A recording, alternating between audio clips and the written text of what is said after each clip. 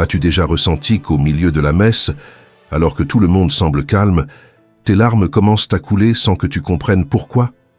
Parfois, elles sont douces, presque un murmure de l'âme, et d'autres fois, un pleur qui te surprend complètement, te laissant te demander ce qui se passe. Peut-être essaies-tu de te contrôler, de te cacher par honte ou par peur, parce que quelqu'un t'a dit que pleurer à la messe est un signe de faiblesse, de distraction ou d'excès d'émotion. Pourtant, ton cœur sait que ces larmes ne sont pas ordinaires. Elles viennent de l'invisible, de l'éternel.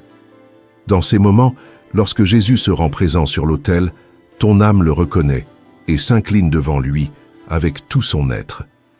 Aujourd'hui, nous allons explorer un mystère que de nombreuses âmes vivent en silence, les 3 significations spirituelles de pleurer pendant l'Eucharistie, telles que révélées par sainte Faustine dans son journal. Avant de continuer, je t'invite à écrire dans les commentaires cette prière de dévotion. Jésus, reçois mes larmes comme prière. Ton commentaire pourrait illuminer le cœur d'une autre personne qui pleure également sans comprendre la raison.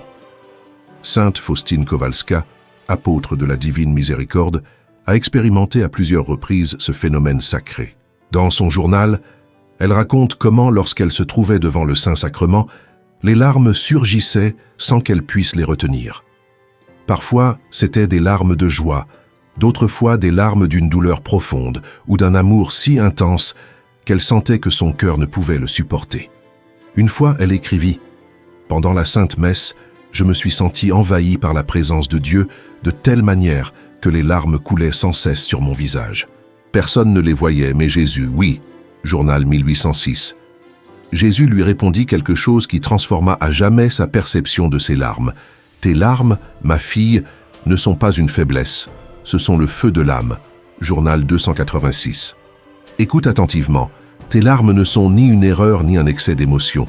Elles sont un langage spirituel qui exprime ce que les mots ne peuvent atteindre.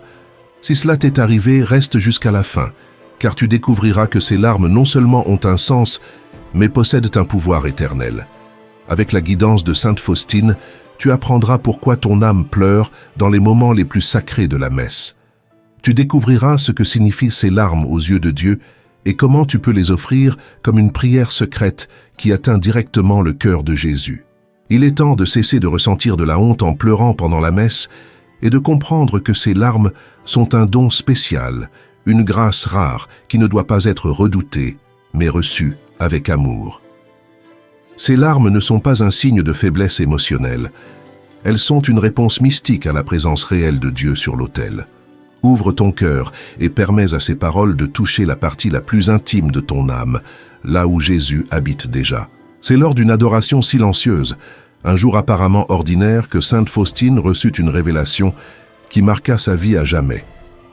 Il n'y avait ni musique ni autre personne, seulement elle et Jésus dans le Saint-Sacrement. Alors, quelque chose de surnaturel se produisit. Dans le journal numéro 278, sainte Faustine raconte comment, en se prosternant devant le Saint-Sacrement, elle fut enveloppée par une lumière si intense qu'elle ne put contenir ses larmes. Elle sentit que Jésus regardait directement son âme et comprit que ses larmes étaient nécessaires. Car lorsqu'elles naissent en présence de Dieu, ce ne sont pas de simples émotions. Elles sont une réponse de l'âme à ce qui est sacré. Jésus lui expliqua « Lorsqu'une âme pleure devant moi, ma fille, c'est parce que ma miséricorde l'a touchée de manière invisible. Ce pleur est le signe que le cœur s'est ouvert. » Journal 279. À cet instant, Faustine comprit que ces larmes n'étaient pas seulement les siennes. D'une certaine manière, elles étaient aussi les larmes du Christ en elle, comme si le cœur de Jésus avait trouvé une fissure par laquelle déverser son amour. Plus elle pleurait, plus elle expérimentait la paix, une paix qui ne vient pas du monde, mais qui brûle doucement et purifie, comme l'encens qui s'élève vers le ciel.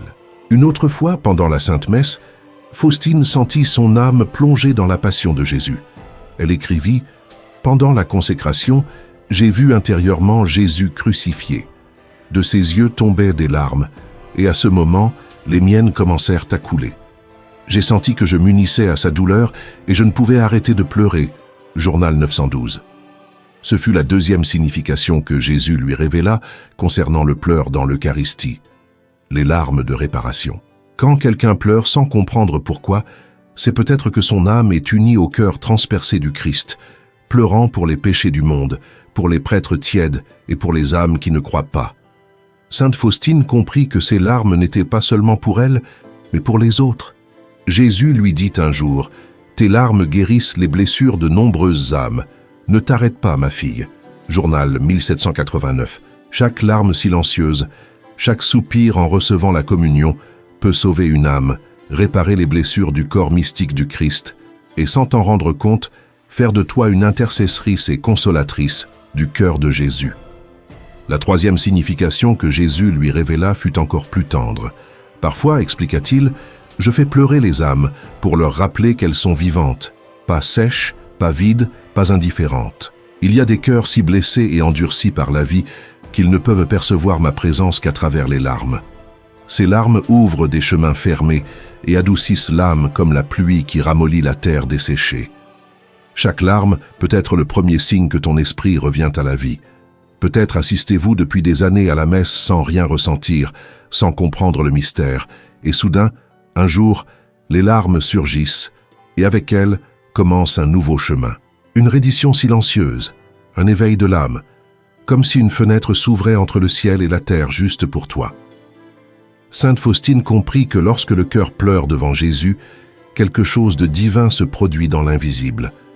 Ce qui semblait auparavant être une faiblesse est en réalité un signe que ton âme a été touchée.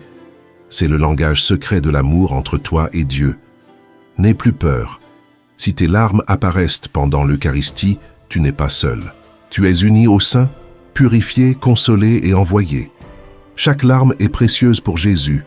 Il les recueille comme des perles, comme le dit le psaume 56, verset 8. Tu as recueilli mes larmes dans ton outre. Chaque larme devient prière, grâce, un pont qui relie ton cœur à celui de Jésus. Après avoir vécu tant de larmes en présence de Dieu, Sainte Faustine comprit qu'elles n'étaient pas des accidents, mais faisaient partie d'un processus spirituel profond, une véritable pédagogie du ciel. Jésus lui-même lui montra comment répondre spirituellement à ces moments de pleurs eucharistiques, à travers 3 étapes simples mais transformantes. La première étape consiste à ne pas réprimer les larmes, mais à les accueillir. Sainte Faustine disait « Quand les larmes venaient, je ne les cachais pas, je les offrais. » Journal 113. Ne lutte pas contre tes pleurs. Ne t'essuie pas les yeux par honte, ne regarde pas les autres. Regarde l'autel, regarde Jésus, et dis-lui en silence « Seigneur, si ces larmes sont à toi, reçois-les. » Rosa Elena, une femme mexicaine de 54 ans, partage son expérience. Après 20 ans de messe sans rien ressentir, un jour elle commença à pleurer pendant la communion. Elle se cacha et se sentit ridicule, mais quelque chose lui dit « Ne retiens pas ces larmes ». 3 mois plus tard, elle confessa des blessures profondes de son enfance et commença une nouvelle vie. Tout commença par une larme. La deuxième étape est d'unir tes larmes à la passion du Christ. Jésus dit à Faustine « Quand tu pleures, fais-le avec moi et pour les âmes. » Journal 239. Tes pleurs peuvent devenir rédempteurs si tu les offres avec intention. Au moment de la larme, unis ta douleur ou ton émotion à celle du Christ sur la croix et dis-lui « Jésus, je m'unis à ta passion. Que mes larmes lavent ton visage blessé. » Le père Jorge Ramirez, prêtre colombien, raconte comment une dame âgée, en pleurant pendant la communion, offrit ses larmes pour lui, et comment cette offrande le protégea lors d'une tentation spirituelle. Pleurer n'est pas inutile. Cela peut être intercession et offrande. La troisième étape consiste à offrir chaque larme comme une intention concrète. Sainte Faustine apprit que les larmes ne doivent pas être gaspillées, elles doivent devenir prière. Jésus lui enseigna à dire « Pour chaque larme que je verse, mon Jésus, je te demande de sauver une âme. » Journal 1521. Chaque larme que tu verses peut transformer des vies et toucher des cœurs de manière invisible, te faisant devenir un canal de la miséricorde divine. Toi aussi, tu peux vivre cela. Chaque fois que tu pleures, assigne une intention à tes larmes. Même si tu ne peux pas parler à voix haute, pense « Cette larme est pour mon fils qui ne croit pas, pour mon mari malade, pour les âmes du purgatoire. Le ciel écoutera. » Sœur Claudia Maria, religieuse argentine, partage son expérience. Pendant des années, Elle pleurait à la messe avec gêne, jusqu'à ce qu'en lisant le journal de Sainte Faustine, elle comprenne qu'elle pouvait transformer cette douleur en prière. Depuis lors, chaque larme a un nom, une intention concrète, et a été témoin de miracles. Jésus recueille ces larmes, les transforme et les présente au Père comme de l'encens vivant. C'est pourquoi, quand tu pleures à la messe, ne pense pas que tu es brisé. Chaque larme te transforme en canal de Dieu, un vase rempli, une braise ardente qui enflamme le cœur du Christ. Si ce message touche ton âme, écris dans les commentaires « Jésus transforme mes larmes en grâce » et aime la publication pour que plus de personnes découvrent ce mystère. Tu vis quelque chose de sacré. Accueille-le avec foi. Beaucoup d'âmes commettent une erreur qui semble petite, mais qui bloque les grâces que Dieu souhaite répandre, réprimer les larmes. Ce n'est pas un manque de foi, mais une méconnaissance spirituelle. Jésus dit à Sainte Faustine, « Ma fille, ne te rends pas honte des larmes. Moi aussi j'ai pleuré, et dans tes larmes je me reflète. » Journal 295. Cependant, par peur ou honte, beaucoup se sèchent les yeux rapidement, se distraient, et ce qui aurait pu être une rencontre profonde avec l'Esprit Saint est perdu. T'es-tu déjà senti tiraillé entre laisser parler ton cœur ou garder les apparences? Une autre erreur commune est de penser que pleurer à la messe est du sentimentalisme ou une faiblesse émotionnelle. Le monde peut enseigner que pleurer est une fragilité, mais la Bible dit le contraire. Heureux ceux qui pleurent, car ils seront consolés. Évangile selon saint Matthieu 5,4. Jésus pleura devant le tombeau de Lazare sur Jérusalem et à Gethsémani. N'as-tu pas le droit de pleurer devant sa présence réelle sur l'autel? La troisième erreur est de ne pas offrir ses larmes comme prière. Pleurer sans intention, c'est perdre un fleuve de grâce. Pleurer avec intention transforme chaque goutte en supplication, intercession et parfum spirituel. C'est pourquoi maintenant, je t'invite à prier avec moi. Fais silence un instant, où que tu sois. Tu peux fermer les yeux ou simplement laisser cette prière t'embrasser intérieurement. Respire profondément et si tu peux, répète doucement chaque phrase comme si ton âme était à genoux devant l'autel. Prie ainsi. Seigneur, mes larmes sont à toi, mon Jésus. Si un jour j'ai pleuré en ta présence sans comprendre pourquoi, aujourd'hui je me prosterne devant toi avec tout ce que je porte en moi. Mes larmes, mes tremblements, tout ce que je ne sais expliquer.